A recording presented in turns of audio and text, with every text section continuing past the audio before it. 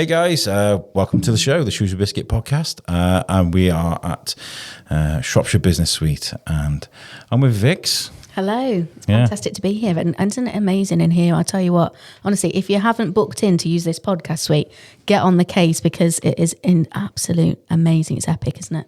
I love it in here. It's really great. I mean, I just turned up with my mixer today, plugged in my mixer, and away I go. But there's always a mixer here, so it's really good. We haven't seen each other for ages, mate. You been all right? I know. I've missed you. I'm really. Oh, honestly, I had to have a little bit of a break, but I'm back. I'm back on fire now. Well, I was doing so many events. Let me tell you. You've been so busy. Honestly, I'm just amazed by what you've been doing. Let me tell you all about it. I went. We did the Sabrina. We did their 50th birthday. That was really good. I got to interview lots of really cool people. Maggie Love. Oh, amazing. And Dilwyn and the family. And we got some really good stuff. Thank you, Sophie, for inviting me to that. And we're back. That was really cool.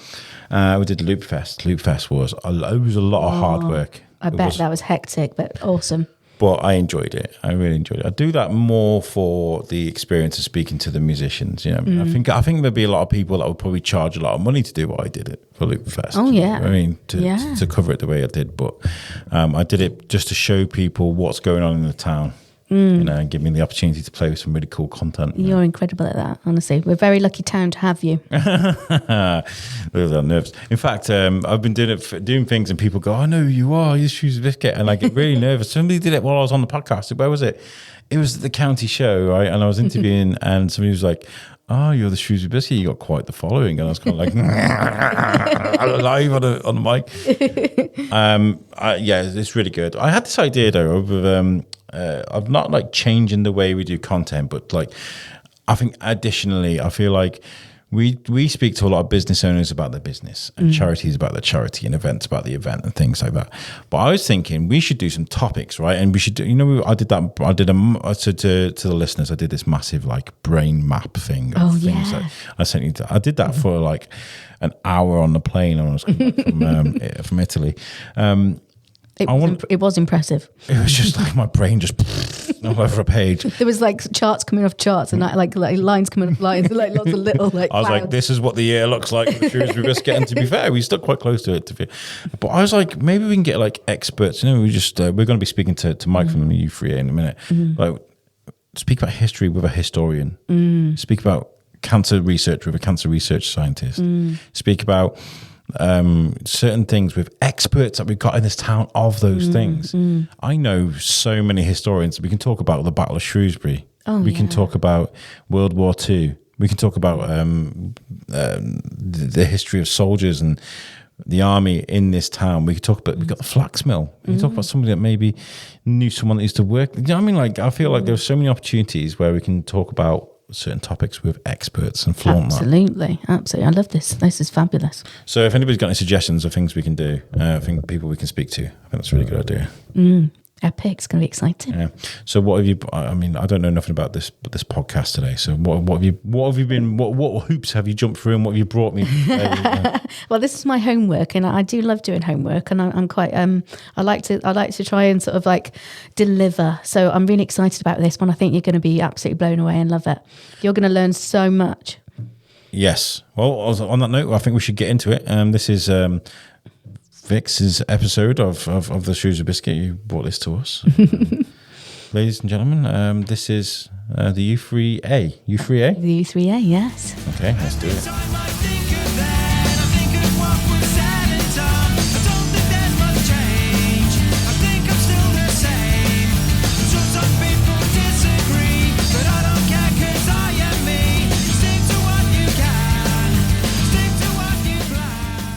Hi guys, welcome to the Shrewsbury Biscuit Podcast, and today we're coming to you for the first time in a long time, coming to you from Shropshire Business Suite, an amazing place to come and record podcasts to learn about business.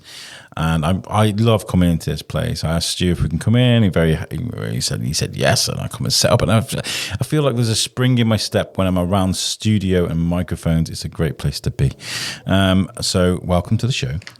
Today, welcome back Vicks. Hi Vicks. Hello. Hi, it's great to be here. You had a bit of a break? Are you feeling fresh and you feeling limber? I'm feeling really fresh and really excited. I'm so excited about this one. I've been waiting for this one and I just can't wait. Right, so I can't wait either, because listeners, if you cast your mind back for a few weeks, I gave Vic some homework to go and plan some podcasts that I know nothing about, okay?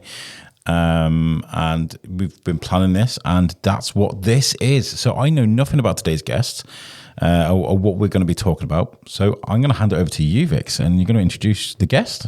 Thank you. Hi, and welcome today. We've got Mike from the U3A. Thank you for joining us today, Mike. It's great to have you here. Oh, thank you for inviting me along. And after that build-up, I just hope I don't disappoint. You won't at all. You won't at all, honestly. I think you look very relaxed in that chair there in the headphone seat, so you're all right. Okay, so I'm just going to introduce a little bit what it says about the U3A on the website. And then I want to sort of go through what your role is in the U3A and what the U3A has to offer, because I think there's a lot of listeners out there who might already know about the U3A, might be members of the U3A. But I think there's also a lot of people in Shrewsbury who may have never heard about it before, because when I came across it, I was so surprised. I was like, wow, this thing is awesome. And I spoke to a few friends, and I spoke to my mom, spoke to other people, and they were like, I haven't actually heard of the U3A, and no idea, never heard of it before. So I was like, oh, right, we need to get this out there. Anyway, okay, so I went on the website, and if you guys listening would like to take a look, it is the U3A, and that is U, the letter U, the number 3, and the letter A, .org.uk is the website to take a look on, and that can lead you to U3As and find out ones in your area, because we do have one in Shrewsbury. So on the website it says the U3A is a UK-wide movement of locally run interest groups that provide a wide range of opportunities to come together to learn for fun. Members explore new ideas, skills and activities together. U3A has members who draw upon their knowledge and experience to teach and learn from each other. But there are no qualifications to pass. It is just for pleasure, which I love. Learning is its own reward. It is all voluntary, and a typical U3A will be home to many activity groups, hundreds, in fact, of different subjects, from art to zoology and everything in between. How fantastic and magical is that? So if you'd like to introduce yourself properly, Mike, as what your role is in the U3A. So I am currently the chairman of Shrewsbury U3A. We have a constitution which says that chairman can serve for a maximum of 2 years, but with a possible extension. And in fact, I am going to have an extension of another year. More of Mike. We like that. Shows how good you are, Mike. You're in need. I joined the committee, I suppose about 6 or 7 years ago, so I've done different jobs on the committee. It's interesting what you say about people not knowing about U3A. I've just got a new lady who's joined our committee as our marketing officer, and what I've said to her is her mission is to try to get as many as possible of the people in our catchment area who are eligible to join to know that U3A exists in Shrewsbury, and to be able to write on the back of a postage stamp what U3A potentially can offer them in big terms. That's a bit of a mission, considering all what there is to offer. Is that possible to fit it on a postage stamp? Well, I say what it offers in very broad terms. Yes, yeah. To learn is to grow. There you go. Love it. He's the king of slogans. We do T-shirt. Where's the ding? Where's the bell? Get your bell on. Oh no, it's quiet. There we go. There we go. If we get another T-shirt, we do a ding. Okay. Yeah. I'm really excited by this, because I feel like there's I wouldn't say a misconception, but like when you grow up, you feel like learning is for younger people. You know, you do school, you college, you university, then you go out into the big bad world and you work, right? And it's nice to note that there are places where when you finish work or while you're working, there are places where you can just go and learn. That's absolutely right, and maybe in the past there was a point at which you could say, well, I've stopped learning now. But that's not the case in the second decade of the 21st century. Third decade of the 21st century. We have to keep learning all the time. One of my challenges is to get some of my members who aren't very good at using online type stuff, getting them to use it, because we run our U3A online. As I say to people, everything that we hold in terms of how we operate, our data, etc., is access to our website. I don't have an office full of filing cabinets with hard copy of anything. It's all on there. So if they can't interact with it, I'm not saying it's impossible for us to manage that, but it makes life really increasingly difficult. I remember interviewing Jamie Edwards from Shrewsbury Town Foundation, Shrewsbury Town in the community it was back then. And during the pandemic, they were sending out tablets to the older generation to keep them in touch with people so they could Zoom or Skype people. They can do activities, but obviously, like, there's that barrier of the older generation and technology, which is understandable. In my job, I learn to use new machines and new software all the time. It's not easy, it really isn't. So to breach that barrier is actually, I think, incredible if you can get that done. I'm sure you've got a course on your list somewhere that is to do with tech and. Well, we haven't. In fact, we don't do courses. It's a misconception that a lot of. Oh, sorry. Yeah, it's the wrong word to use. No. I'm glad you mentioned it because we do get people coming along to see us who are thinking of joining, and they ask about courses. Yeah, and I think it's because the name university. Because when I just briefly mentioned to my friend University of the Third Age, and they were like, "Oh, I don't know if I can do any more studying. I've done enough." Well, you're absolutely right. Now, it's probably worth me just giving you a little bit of the history. So, University of the Third Age was started in France. I think it was in Toulouse, actually, and that was in 1973. Now, the French, being a very academic nation, really did focus on the fact it was University of the Third Age, and they set up their U3As around the country, as far as I know, affiliated to universities. And they drew on university resources, both in terms of infrastructure and in terms of teaching capability, in order to deliver them learning courses, if you like. But the UK has gone well away from that. So it came to the UK in 1982. That's the year I was born. That's the best year. That's why it happened, you see. Sorry. The year I got married. It's a good year. A very good year. So in the UK, it has changed significantly. So we do academic learning, but it's all self-taught. We don't at the moment, although it could change, but we don't draw on external resources to deliver learning and indeed courses of learning. We do it all ourselves. Fantastic. Yeah, that's wonderful. And how do you come up with a list of topics or, curriculums that, things that people can get attached to? Okay, so we have about 120 different groups that come together, and that really starts with people saying, "I'm interested in a certain subject. Can we find like-minded people?" So when I joined U3A back at the back end of 2016, I pitched up to Theatre 7, where we have our monthly talks, and said, "I'd like to join U3A and I'd like to study astronomy." The reason being my daughter, youngest daughter, had just bought me a telescope, so I thought it might be a good idea to learn how to use it. You're looking through it and you're like, "What's that? What is that?" And it's the Big Dipper ball. Exactly. I've got an app on my phone that does like skyscape thing, and it sort of like looks at the stars and helps you with the constellations. That's really good. Yeah. Yes, I've got one of those. So, and they said, "Well, we haven't got an astronomy group, but we will communicate with our members and see who else is interested." Well, lo and behold, they came back to me 3 or 4 weeks later and said, "Actually, there's about 8 other people who are interested." Brilliant. So we then went into a process where a group is set up. I said, "Well, I suppose I'd better be the group coordinator then, hadn't I?" Yeah. So I took the role as group coordinator.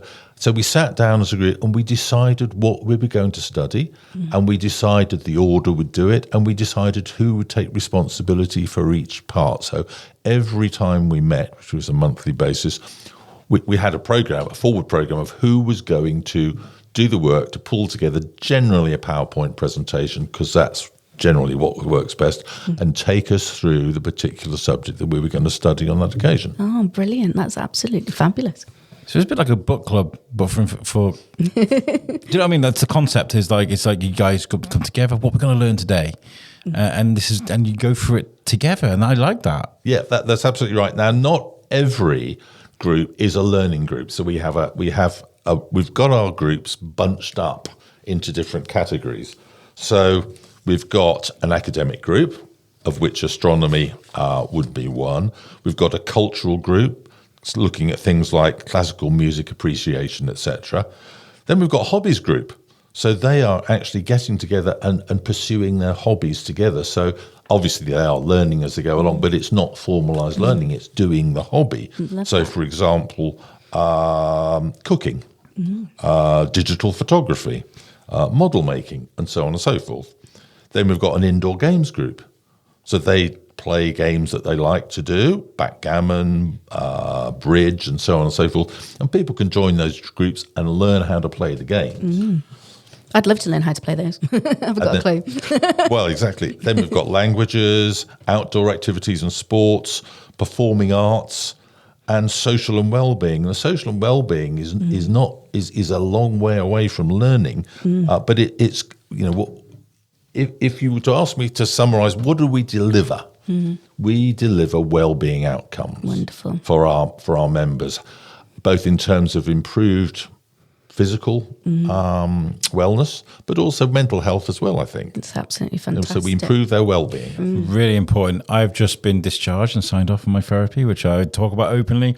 Very happy about that. But it's well-being and learning to breathe during the most stressful situations. And it's a tirade of abuse on social media now. No matter what you go on, I'm learning that. It's learning how to live in that arena. You talk about mental health and well-being. The world is changing around us, and there's more visceral nastiness out there, so you need to be able to sort of navigate through that, as well as cooking dinner every week and making sure the car's up and going to work and doing all these things, looking after the kids. So these skills are really important, I think. So well done. Well, thank you. And of course, as we hopefully live longer, I think, just when people are in their third age, however you care to define that, but we'd say probably a bit 55 or over, but we can have people younger than that. I think supporting people's mental and physical health is really important, and frankly we'd like to do more of that. I've been trying to find a path into local health services. That's actually proving pretty difficult, partly because it's very fragmented. You'd think we'd have an integrated health system in this country, but we clearly don't. But we could, provide some level of assistance there by giving people an outlet for dealing with, not dealing with their issues, because we don't do that, but giving them, I think, things that will be generally beneficial to them. I think there's a lot of transitions at sort of this sort of stage of life, and there's so many things of changes happening. So people could be retiring, they could be their health could be changing, they could be that they can't do what they used to do, they become more isolated, or that they feel that what's their purpose anymore. Perhaps their children have all grown up and left home, and now it's like, well, what do I do with myself and my life? And you hear all the time as well, don't you? Like with people that retire, I don't want to retire because that's it then. Next thing is me coughing. You know what I mean? You got to keep moving. You got to find ways to keep going, and that's really important. I agree with that. I was looking forward to retirement. I met a former colleague on the Euston Station on a Friday evening. I was coming back from something in London. And he was about to retire. He was a pretty senior guy in the company I was in. And he said, I'm not looking forward to it. I'm dreading it. And I said, well, you shouldn't do that. Make yourself a plan. Decide what you're going to do. And my plan was, in week one, go to U3A, which I'd heard about from my late mother-in-law, bizarrely. Go to U3A and join that. And do things like that. Make a plan and really, really embrace the fact that you are now being given new opportunities that you didn't have before. Indulge in that time that you've got, that newfound time, because time is like the essence of preciousness, isn't it, of life? We all want more time, and I think at that, you have time to sort of indulge in and embrace your passions and find that spark again, in a sense. And I think, like you say before, it would be fantastic to see it in social prescribing and see it in doctor surgeries or any community centres sort of advertising about it a little bit more. But I was just looking at some of the statistics this morning, and it says loneliness is affecting 3.1 million people in the UK. That is huge and a major, major issue among all ages. Health conditions hindering people, making them unable to work. 4 million people out of work due to health conditions in the UK. Also, 3.8 million people in the UK with mental health issues. That's 1 in 4 adults. And as you were saying, that this has so many benefits for people's mental health, people's well-being, people's physical health, ending loneliness, making those connections. Because somebody could be that they've worked all their lives and their social connections could have been the people they worked with. Then all of a sudden that's ended and they don't see those people every day. They don't have those little conversations with those people. So it's so important to find people with common interests in groups, like you say. And I just think it's absolutely fantastic. And I actually did join the U3A myself, because I think this is another thing people don't realise, is it is actually open to people who aren't in full-time employment. And myself, having autoimmune conditions, I have quite a few health conditions. I'm not in full-time work myself. So I was looking to join and looking for groups and things available. And I found the U3A. And there's so many clubs. I was looking online and it was like, oh my gosh, the list is endless. There was there's an afternoon where they play table tennis at the Sports Village. They do walking football, because I saw the walking football. I was taking my son to actually his football training and I saw the walking football and I was like, oh look, that's the U3A. They're doing the walking football. And I was telling my son about it. And there's, again, like you say, there's just so many things. And I just think it's important as well to perhaps reach out to those people that perhaps think they couldn't join, because thinking that it is just a thing for above an age category. So if you could tell me about the membership cost and how people go about joining.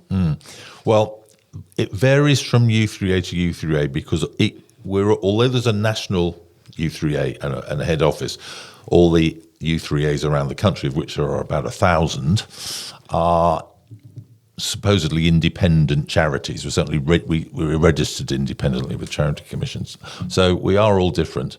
But for our U3A, the annual subscription is only £15, and it's been £15 ever since I joined, and probably a bit before that as well. So I think that's pretty good value for money. It may 15 whole pounds. 15 whole pounds. Wow. And somebody asked for a refund the other week. They said they couldn't complete the year. Anyway, and we gave it to her. £15 for a third age. Round the Rican. Round the Rican as well again. So but that may well have to go up. Inevitably, it will have to go up at some stage. But we have no plans at the moment. So there are 3 real ways of joining. First of all, go online, and you can join online and pay your £15 online. Secondly, people can come. We have a monthly talk, which is for 10 months of the year at Theatre 7 on the 3rd Monday of the month, 10 for 10:30, and sort of finish by about 12. So people can join there. We also have a drop-in at Palmer's Cafe on the last Friday of the month from 2 till 4, and people can turn up there, ask any questions they like. Even new members can come along and ask questions, and they can join there. So, but the preferred way for people to join is online, because it makes it administratively most easy. Once you've got a membership number, then when you go on the website, you can log in, and then you go deeper into the website and you can see more information. You can get more information about the groups. You can get contact information. So the group that you're interested in, you can then get hold of the group coordinator and ask about the group, and then potentially ask to either join, or if the group is full, which can be the case, then go on a waiting list. And then we have a mechanism for, a bit like UCAS, for clearing people who are on a waiting list, and we work out whether to form another group. Or well, I'm just looking at this real great newsletter that you've got, which we're featured in, by the way. Thank you very much. But there's a massive list. You got badminton, cycling too. So you do little offshoot groups, which is great. Indoor bowling, Nature Watch 2, pickleball. What's petanque? Petanque. It's a French game, isn't it? Where I think you throw metal balls out. The bowls thing, in the sand. I like that. Yeah. And then you've got 5 different table tennis groups. Table tennis is extremely popular, and we're limited in how many people can play, but not by the number of venues available in and around Shrewsbury. Oh, brilliant. And you got touch tennis, walking football, walkers 2, walks, just walking, It's brilliant. There's so much here for people just to. I mean, that's away from, I guess, the intellectual stuff as well. You know, this is all physical stuff. Yes, it is. Yes, it is. And I should add that groups come and go. So, for example, the walking football group has now gone because they're still playing football there. Yeah. So we've facilitated it. But the problem was they found that in order to play walking football, they needed to get people involved in games who were not in U3A. And that causes a bit of a problem from a public liability insurance perspective. Yeah. So they've walked away, but nevertheless, we at least got them started. Yes, that's it, absolutely. And now they've made those friendships; they can still meet up. You know, they've got each other's numbers on their WhatsApp. Do you know what I mean? Yes, exactly. With some of the groups as well, that there's like such, as Alex was saying, such an array, and it's so wonderful. I loved looking at all the arts and crafts ones and the reading groups, and like you say, the astronomy, everything.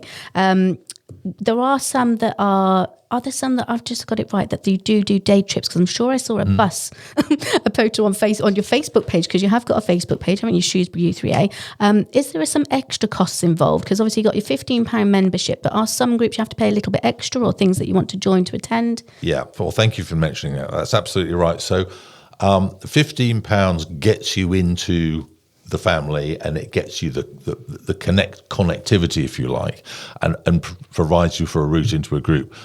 Costs that groups incur are down to that group and an additional to the £15. So, for example, at the cheaper end of the scale, quite a lot of groups meet in external meeting rooms, which are hired. So the group members who then share the cost of those meeting rooms, which generally doesn't tend to be very much. It could typically, one of the groups I'm in, it's £3 a head for a 2-hour session. That's affordable, isn't it? Yeah. Now, when it comes to the trips, then the trips may have fairly significant costs. So my wife and I are going on one of the theatre trips. Oh, lovely. In a few weeks' time. So clearly you're paying the theatre ticket. Yes. And so on and so forth. So the general rule we apply is that people who are getting specific benefits must cover it themselves, because we can't have the whole of the U3A subsidising or indeed paying for stuff that only a small number of people are benefiting from. Absolutely. But like, it's not even extortionate. You got a trip to Port Sunlight here, which I'm reading about in May, which is gone, obviously, and it was only £25 for a day out. I mean, that's not like, that's you really know. good, So your £15 gets you in with the opportunity to be able to go on a day trip for £25, and you know, it's a day out with meeting new people and seeing new things. Yes, that I think that experience in itself, when you sat at home all day on your own, is priceless, I think. Yes, indeed it is. Yeah. Are you seeing lots of, during your time with the U3A, have you seen it change people? Have you seen it bring people out of their shell and help them? Yes, I have actually. Funnily enough, not in our U3A, but my best friend, who I used to work with, had quite a difficult situation that he had to deal with in view of with respect to his wife's health. I said to him, I think, this is before I joined U3A, I think you should join U3A when you retire, and he was retiring before me, because I think it will give you a lot of interest. So he joined his local U3A. He joined the practical photography group, which he was really keen on, and several other groups. And he's now the chairman of that U3A, and he's made some very good relationships as a result. Oh, fantastic. That's really wonderful. Wonderful news. So, I mean, the benefits of this obviously are that you get to learn new things. You have to, you get to meet new people, go to these amazing places. What are like the challenges for you guys? What makes it hard? Like, no, I wouldn't say hard. What when it comes to reaching new people and bringing them in, what challenges do you face? Yes, well, I suppose we're into the Donald Rumsfeldian unknown unknowns, aren't we? We don't know who we haven't reached, and the people we haven't reached don't know that we're there. So we do make efforts to try to redress that. We have in recent years, particularly in the post-lockdown period, had a day in the market square where we've had a pitch, and we've sort of been there and are very visible with pull-up banners and everything else, there to talk to people. And it's amazing if you stand in intro by the Clive statue there, which is where we've had our pitch, and you watch people going past. The vast majority of people are, shall we say, in their third age. So it's a target-rich environment, and that has proved quite an effective way of recruiting people. We don't actually set out to recruit them. We just set out to improve public awareness of us. So we've done it that way. And there are various other things that we can participate in which can help. We've got an article in the Meal Brace Parish Magazine last month, for example. So we're always looking for those opportunities. And as I say, I've now got a marketing officer, and her job is to, and I know she's working on it now because she sent me a sit rep a couple of days ago, working out how we get to more people, and this is a marathon, not a sprint. Because I sort of felt like it was some kind of secret society at first. I was thinking that you've got to know someone to know someone to get into it. Why do you think it is that it's not advertised as much? Because it's like I've never seen a poster about it, or a leaflet, or why do you think it isn't advertised as much? Is there a reason behind that? No, not at all.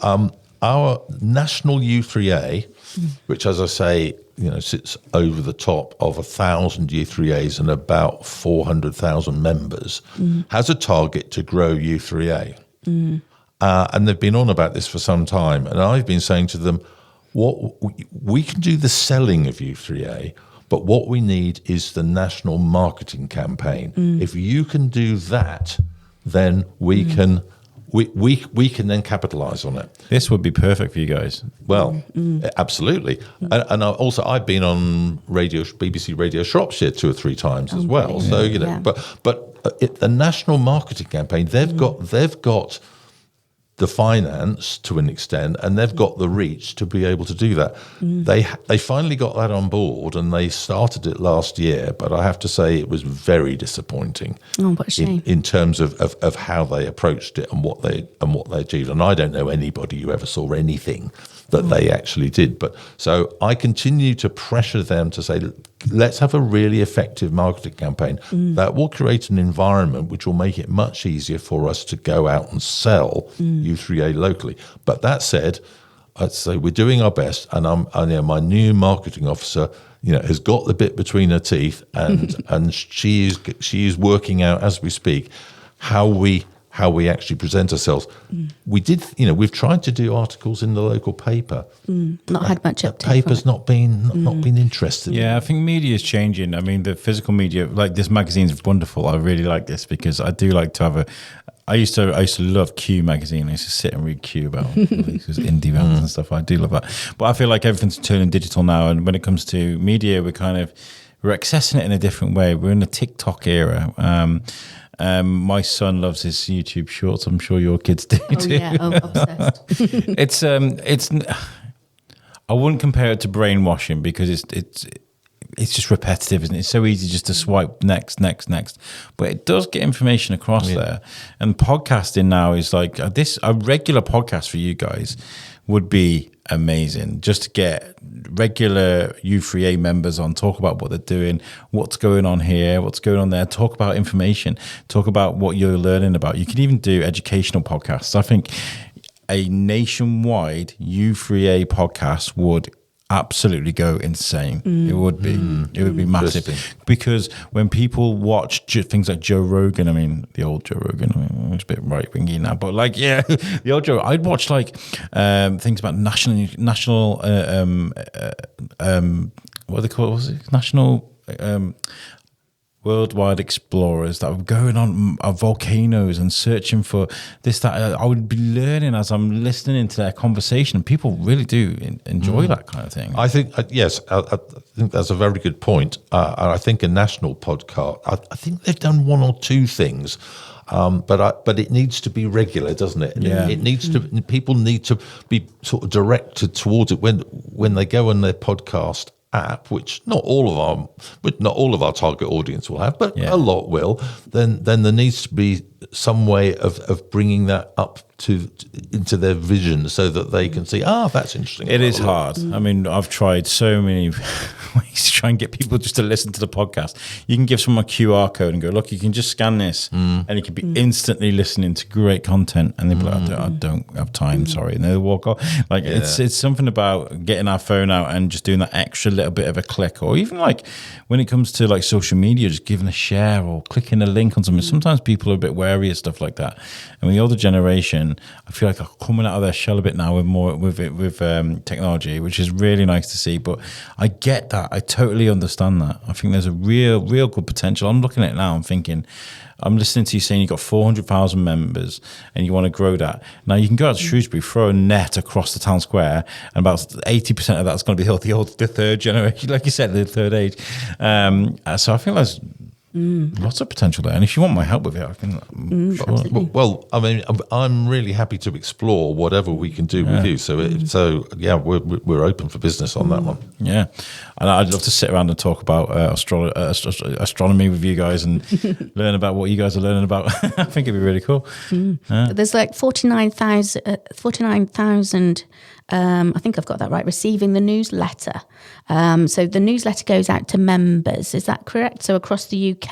That will be the national newsletter. Are we talking about? Yes. Yeah. Yeah. Well, that would be more. I don't know where that 49,000 number comes from.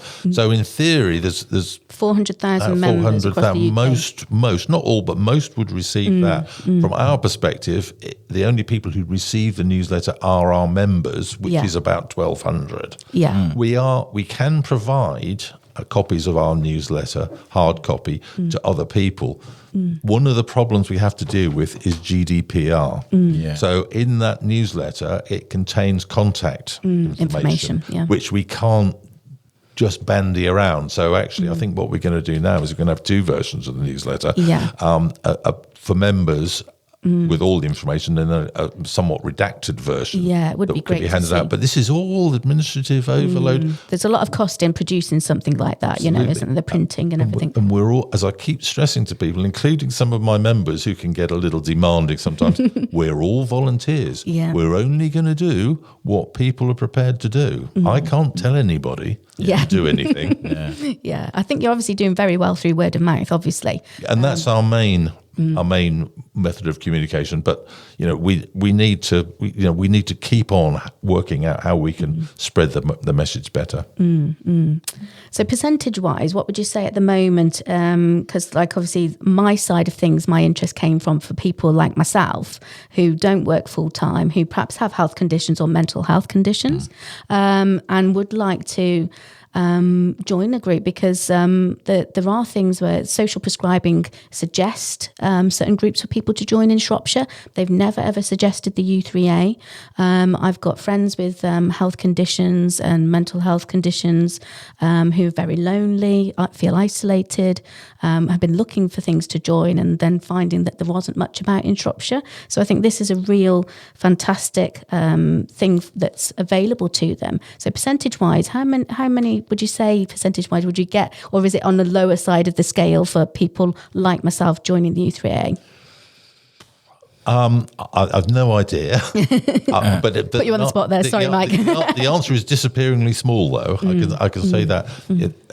In our U3A, I can't think of anybody who is below the age of 55. Now, you're not really allowed to ask people how old. I'm 43. I thought it was 29. Oh, thank you, Mike. Sure about that? I've sat you at a distance for a reason.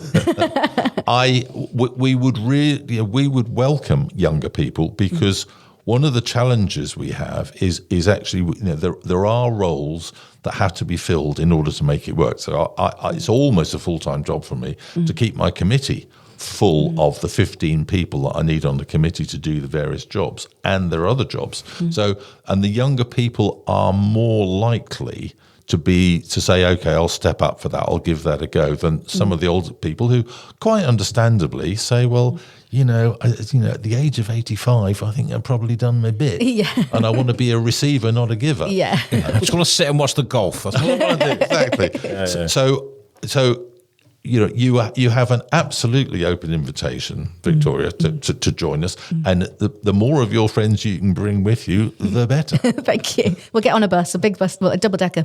So what have you explored then with U3A? What have you been doing with? Sounds really good. What have you been doing with the U3A, Vicks? By the way, if you give me your £15 now, folding notes will be perfectly acceptable. Just slide it across the table. Yeah. I just think it's an absolute bargain as well, because I was looking at joining clubs and it was like £15 a week. You know what I mean? So £15 for the year and a couple of quid dibs. I don't mind that. You know what I mean? That's affordable, isn't it? And we are in a bit of a financial crisis at the moment, isn't it? The world is in this sort of, what's the word? Bit of a crunch. Yes, that's the word. Yeah, so we're all finding it difficult. So it is difficult for people, and then that makes it more, that you can't access these things that you'd like to. And so I think this is really accessible. I haven't actually come along to a club yet. I've been a bit shy, but now I've met Mike, I think I'll go along. I think I'll do it. But yeah, to how to encourage people as well. So I've paid my £15. I'm joyed. I've got my membership. Oh, okay. Oh, right. Okay. I've got my number, so I can come along to the group. I've been looking at all the groups, thinking, oh, this sounds amazing. This sounds amazing. Actually suggested it to a friend this morning because I really want her to come along as well. I think it would do her the world of good. And also I want my mum to come along. So it's my mum who I actually wanted to join in the first place.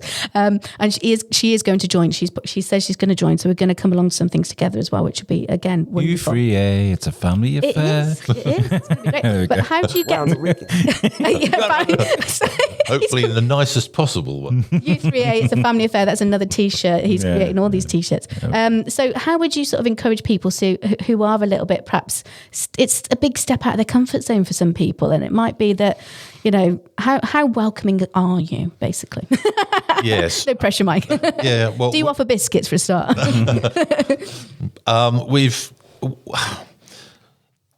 We have been accused before I was chairman and since I've been chairman of being not very welcoming. And I've done. I can't believe that. For a second. Well, I've done my best to try to redress that, but I always say to people, we can only be as welcoming as you are prepared to come forward and make yourself known to us. Yeah, you've got to step out us. there, haven't you? You've got to take the first move. Yes. So what I did when I wanted to join was I went to the Theatre 7 third Monday of the month talk. So is that talk free, or would they have to pay anything to go along to that? So you can come once, free of charge as a tester. Oh, great. And so and the talks are very good, without exception. They're very good. So you can come along to that. When you get there for about, the talks start at 10:30. Get there for about 10 o'clock. Make yourself. I generally stand at the top of the stairs, as do one or two other of my committee members, to welcome people. Now, we can't remember 1,200 faces. So when people come up the stairs, yes, we'll know some of them, but others we won't. So we need people who are new members or prospective members to come and say hello and say, hi, I'm Victoria. Known. Yeah, I've just joined, blah, de, blah, de, blah. And then one or the other of us will have a chat with you or whatever. And then sort of you can go into the people milling around in Theatre 7 and on the floor before we go into the theatre. It does rely on people then to actually go up to someone and start having a chat. So the more outgoing you are, the better it is. If you turn up and you just sort of stand there like a rabbit caught in the headlamp, that's quite difficult for us to deal with. If you're not going to know that person's new, perhaps you might just think, they don't want to perhaps chat today or something. So make themselves known. You got to take that leap of faith when it comes to things like this. And I feel like the more you put into it, the more you'll get out of anything, any situation. I mean, I remember the first time I went to Shrewsbury Prison. I used to work there as an actor, right? Oh, yeah. But I went there with I was doing a podcast called Thor's Kin at the time, and I was like, can I bring my podcast along and see what you guys do, and we can get some interviews? And yeah, but you got to come and be a zombie for a night, right? So I was like, okay, I'll come and be a zombie for a night. So they got everybody, I'm nervous. I literally just moved to Shrewsbury 6 weeks or something before. I didn't know anybody, literally. And they got us into big groups. And I was like, oh my God, what they're doing. It's like, right, you're going to stand in the middle of the circle and you're going to be a chicken. Oh, you're going to be an animal. You're going to be an animal. We're going to give you an animal, and I want you to be the most convincing version of that animal you can. So then they got us in these groups, and we were working on our animals, and I was really shy. I didn't know what to do. And then they disbanded the groups, and they made us all do it in front of everybody. Literally, a walk through the room as this animal, and they gave me a chicken. I just gave it away. I was like, oh my God, oh my God, oh my God. And in panic, I absolutely just went through across the room, and the whole room just died laughing. They absolutely loved it. And I went from this fear of looking like an absolute to becoming part of the group and being part of the team. And immediately I made friends that would come up to me. That chicken was amazing. Do you know what I mean? I took that leap of faith. You stuck. I said you stepped, or you flapped out of your comfort zone. Stepping out of your comfort zone. That's a really good word. Stepping out of your comfort zone. That is really important. How do you guys work at ways to bring people out of their shell and to step out of that comfort zone? Or does it all come organically for you? If I'm honest, I can't say that we do, because I can't quite think how we would do that. Yeah. What I would say to people is, to get the most out of, we are going to try and do some more central events as we go forward. I'm on a 5-year strategy to improve our U3A and help to do things better and do better things. And part of it is to do some more central events, which quiz nights and things like that. Lovely. So hopefully that will help. But the real essence of it is group activities. So people need to get onto looking at the groups that they're interested in, and that groups meet, of course, at different times, different places. So you might be interested in the underwater basket weaving group, but the fact that they meet down in Portsmouth probably won't be convenient for you. So there's an element of what can I actually get to and what's going to work for me, but. Then get into that group, because it's in the groups that you make the personal contacts and the personal friendships. And also, even if they're a new member and they think, oh, well, I've looked down all the list and I can't actually see something that is for me, but I love doing crocheting or something, then they could say, oh, I'm going to suggest a crocheting group. You can. So at Theatre 7, we always have, with a few exceptions, our new groups facilitator. So you can go to her and say, look, I am interested in whatever it is. I mean, you might do a crocheting group. I'm not saying you don't, but that could be something they suggest. Yes. I never tried crocheting. And she will, we're a little bit capacity limited, but she will endeavour to try to find other people who are interested in that same subject that we currently don't cover. And then we've got the ability, as happened with my astronomy group, to get those people together and form a group. So that is the mechanism there, and that's sort of fairly well tried and tested. But I'd also say to people who, I want to be in a group, but I can't find what I want, or what I want isn't meeting on the right day, or the group's full. Well, why don't you try something else then that wouldn't necessarily top of your list, but something that takes you out of your comfort zone? Absolutely, absolutely. Pickleball, by the way. Have you ever played pickleball? You're tempted by that, are you? Oh no, I played it when we were at the at Kids Fest and the Food Festival. Pickleball is just a delightful game to play. I've never played it. It's like a slower version of tennis. Like you get more of the ball. It bounces a bit, like because you play with like a hollow plastic ball. It doesn't come firing at you. It kind of stops and loses a bit of the momentum, so you can run up to it and give it a good whack. But it gets quite competitive, doesn't it? It's a great game, pickleball. Yeah, really. I'd love to have a go at that. So on the Facebook page, I've joined the Facebook group. And when he said part of my joining, it asked for my membership number to get onto the Facebook group. So again, I thought another shame is that you don't have perhaps another Facebook page where you don't actually have to be a member to see what's going on, because we think the world is social media, isn't it, really? And a good way of marketing and advertising is through Facebook. It's like my mum, she's on Facebook now. She does a lot of things to look on there to see what's going on. So do you think that's something that your group might consider? Or? Yes, we are looking at that right now. There was an issue with the main Facebook page, again around GDPR, involving people who are not members coming onto the site. But yes, we are looking at creating a public. Groups are really good, and they're really hard to admin though. They are, because I was part of a huge. I was on the admin for the Garmy, which is the Ralph Garman Facebook page. It's a Kevin Smith podcast thing, right? And yeah, people just don't understand rules, and they get a bit rude, and then the people that join there and spam links for stuff. It's really difficult. So, but yeah, it's nice to be able to share. I think it's some like really cool sort of videos that you can like share, not just like on your own Facebook page, but give one to Katie Rink to show on like My Shrewsbury, or give one to, if you make a video that you can share and not make it go viral. Get some nice videos of people playing pickleball, people sitting in a group, things at Theatre 7, go to a party or something like that, and get a few of those clips and be like, you can be a part of this too. U3A, done. There you go. Get some U3A t-shirts made, because you'd like that, wouldn't you? There is a load of stuff we could do, and that's all a good idea, to which we're open.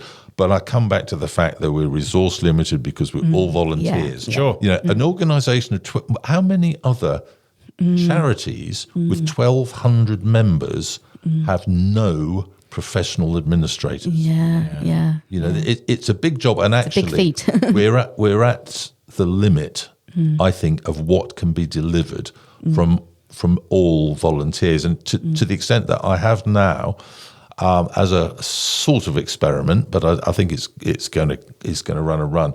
In the last couple of months, we've appointed a lady she's an administrator who does work, gets paid for hours work. So she is starting to help us by doing some of the routine stuff that committee members have had to do, which hopefully will relieve the workload on them, which will make it easier for me to recruit members of the committee, which is virtually a full-time job, by the way. And also it will allow the committee members to think a bit more strategically rather than just living from day to day doing relatively mundane admin. Ultimately, though, I see this as an opportunity for people that are later on in their lives and that they're the third age to relate to one another. Because when it comes to a certain age group, I remember saying, I'm 38 years old. My muscles ache, and there are things aching that I've never ached before. This is part of my growing. This is my age. This is my age group. So I can relate to people my age. I'm like, 36 is the year it all starts to fall apart. Do you know what I mean? And then they'll be like, well, you need to go to the gym. You need to do this, and we can relate to each other. And it's the same for you guys. That's the biggest selling point for you, I think, is that you have this opportunity to be able to be with people of a certain age group where you could be like, oh, I'm retired too. What did you used to? And you have those conversations, and that, again, priceless. Yes, it is. And there are lots of stories and anecdotes and experiences that can be shared. And there's a lot of expertise that can be brought to bear. I mean, we've got all sorts of people in amongst our 1,200 members. We've got people who've done pretty much everything. Tell us a bit about yourself, Mike. What did you do before when you were working, and when you finished work? How did you feel, and what was the process? So I spent the first half of my career in the British Army, and then the second half of my career working in the defence industry for BAE Systems. Oh wow! I retired when I was 62. I actually thought, and I think I picked this up from somebody else, the trouble is that, the day you retire, you feel less important. You feel diminished. And I was kind of looking out for that. But so you're aware of that being sort of a concern, perhaps? Yes, it was probably my only concern, frankly. But actually, that it never materialised. And joining U3A has really helps with that. And that, and some of the therapy that U3A provides is being able to get into some of the administrative posts to give oneself a purpose in life, and actually, it's quite similar to being at work in many respects. There's a lot of those skills that can transfer, can't they? You know, from your job that you had, transferable skills are fantastic. Managing people, you said business management and things like that. Absolutely. So I think taking a role in U3A that is involved in the running of it is as good as joining a club. In many respects, and I've got lots of friends and acquaintances now as a result of being in U3A. My wife and I only moved to Shrewsbury at the beginning of 2015. Oh, wow. I was going to say, I think I hear a bit of a southern accent there. There's no such thing, is there? But Not when I'm drinking water. I can walk through Shrewsbury now on some occasions, and I can see quite a few people nod to them and say hello as I walk through the town, which, is nice. It's lovely. That's really lovely. And also, I think there's like... I feel like I'm a lifelong learner. I think you can carry on learning new things throughout your life and at any age and learn something absolutely brand new. Like you say, trying something you've never tried before. If you haven't given pickleball a go, give it a go. Give it a go. Yeah. You might love it. I remember interviewing Niall McCann, who's... He does amazing things for wildlife in Africa. He's very, very well-known explorer.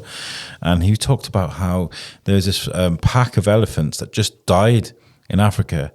And they didn't tell me this. I'm going to get emotional. Well, they didn't know why, and it led to like investigations and learning new ways about how our elephants live and what happened. Like you could be walking through life, and all of a sudden something happens where you want to learn about something because it's what I'm saying, like. These things can hit you in the face sometimes, where you feel like you want to learn more. What happened to those elephants? How? And then you find yourself reading about elephants and their family, how they react as family. What are the reasons why animals die in Africa? And then you start. There are ways sometimes that you need to go and learn those things. Your dishwasher might break. You might, I can't afford a plumber. I need to learn how to do that. And there are great resources online. I mean, are you finding yourselves with the U3A when it comes to finding new information about something maybe you guys don't really know about? You find the resources easy enough to be able to learn? Yes, without a doubt, it's a real enabler. So, what I knew about astronomy when I joined the astronomy group, you could have written on the back of a postage stamp. But you can find it all out at the tip of your fingers. It's there, on the end of your laptop. So it is a real game changer as far as U3A is concerned. I feel like we're devolving a little bit as a society when we're talking about the flat earth. There's gravity deniers, flat earthers, there's the moon landing, the conspiracies. There's all these people at the moment trying to drag us back. There's some guy on Facebook the other day and he was going, there's no evidence of gravity. I was like, in 1798, yes, there was. They were like, we can measure the difference between objects, and so I feel like there are people trying to drag us back, and you've got to make sure the information's right and stuff, because sometimes it can be overwhelming though as well, because it's like I bought a telescope and just trying to assemble the thing, I found that was I actually gave up, Mike. I sold it on Facebook sellers, and I gave up, which is really sad because there's YouTube videos of how to assemble things and all these sort of things now, but I was just absolutely broken by it and thought I was too afraid to ask for help. I'm clipping 3 into A. I'm clipping it. It's not going. I can just imagine you fixed it. I felt so silly that I couldn't actually build this thing, but then I downloaded the app on my phone which tells me the planets and things like that. But I'd love to look through a telescope. I'd love to be able to. Did you actually have any help assembling your telescope? Can I ask? No, I managed that. Manage that one. I'll come to you next time, Mike. I'll buy one again. You can come and have a look through my telescope. Oh, thank you. Yes, and it's interesting actually because I decided to focus in the presentations that I did into our group, and I came up with a series of them, and I did. So every month when we met for our 2 hours, we had one section on this, one section on that, one section on something else. So my section was all about telescopes and how they work and how you work. And actually, it's pretty complex, understanding how telescopes work, but you need to understand it, not least to decide what telescope to buy in the first place. And then how to what its limitations are going to be and how you can upgrade it and improve it, or then move on to the next one, and so on and so forth. So understanding the science behind telescopes, I found fascinating, and well worth learning. Because I'd like to take some high resolution photographs, but through a telescope. And I was thinking, could I do it using my mobile phone, or would I need a special flashy camera? I was interested in all that as well. You can use your mobile phone to do wow. it. And in fact, cameras, even mobile phone cameras, will see things that your eye won't see. So you'll get a much better picture of what of what the telescope is seeing. I saw a video the other day of the latest Samsung camera zooming into salt, and you wouldn't believe how magnified it actually gets. Like you can see the big square blocks of salt. Like, wow, amazing. It's like a magnifying glass. I think it's really fascinating to speak to you, Mike, and I think there is so much potential in what you guys have.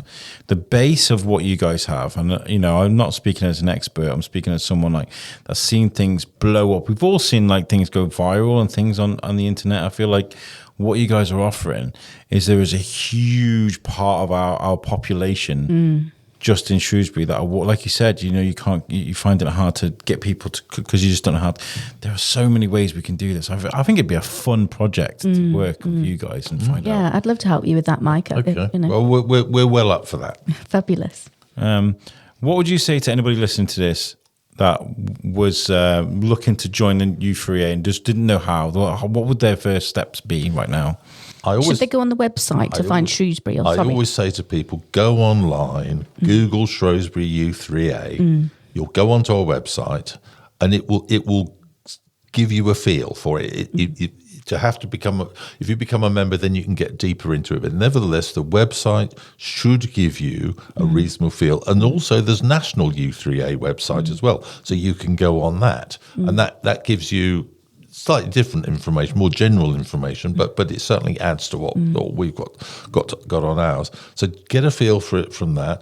If you come along to either Theatre 7, or better still, come along to our last Friday of the month afternoon in Palmer's, where we've got members of the committee there. I love Palmer's. Great coffee. We're upstairs in Palmer's in their meeting room. I'm usually there if I'm available, but we have members of the committee there. Just come in and ask us about it and have a chat and explain what it is you're trying to get out of U3A, and we can discuss it. What I think is fabulous, and what you do really spectacularly well since I have joined, is that I get emails, and obviously you opt in and opt out of these things, but I'm happily opted in, because you get emails to update you of what's happening, what's going on, new things that are happening. I get my newsletter in the post, which I really look forward to receiving, and I can see through there what's going on. You've got so much, fantastic ways of communicating, and you've got the people's numbers. If you're worried, you've got the group people's numbers, so you can ring them up and actually have a personal chat and say, oh, I'm looking at your group, is it all right to come along, and send them a text. Can I ask you said you get your newsletter in the post, do you get hard copy in the post? Yes, I do. Can I ask you to decline that and to get it online instead? Yeah, to save a bit of money with printing. It basically costs virtually all of your membership fee to post it to you. Yes. So we're trying to get people to take that option. And in fact, shortly, there will be an email going out from our newsletter editor to say to people, unless you tell me you have a specific requirement for hard copy in the post, you ain't getting it anymore. You're going to have to rely on getting it by email. It's a valid point that press helps the environment. Well, yeah, exactly. Yeah, and I think that's probably because of there's the oil tax, which is print, like paint. It makes everything more expensive now. Katie Rink is doing the My Shrewsbury in the Loop, which is digital because it costs. She used to do the most amazing magazines, and it was really nice to see. But she'd give it away for free, and it was like. Doing it digital is just the best option. I think for now. You know, of course it is. Because it just saves so much money and less administration as well. Yes.